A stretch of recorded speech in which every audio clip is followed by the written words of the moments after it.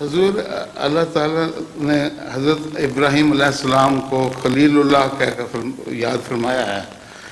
حضور ان کو قلب سلیم اور قلب منیب سے بھی کہا گیا ہے. حضور اس کی وضاحت فرما دیں ان میں کیا فرق ہے قلب سلیم اور قلب منیب سے؟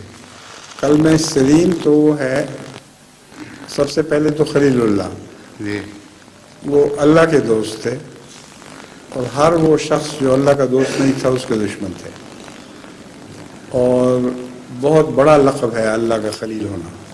جی جہاں تک قلب سلیم کا تعلق ہے، ہر وقت آپ کا دل اللہ کی اطاعت میں تو لگا ہوا تھا.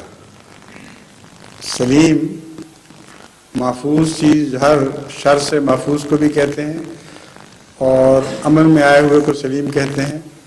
اور قلب سلیم سے مراد وہ دل جو ہر وقت اللہ تعالیٰ کی اطاعت میں لگا رہے، اس کو قلب سلیم پانے والا کہتے ہیں. اور منیب کہتے ہیں اللہ ہی کی طرف جھکنے والا. حضرت ابراہیم علیہ السلام کے متعلق جو منیب کا لفظ ہے، مراد یہ ہے کہ آپ کا جھکاؤ ہمیشہ خدا کی طرف رہا ہے. جب بھی آپ نے عاجزی اختیار کی، خدا کی طرف گرے، تو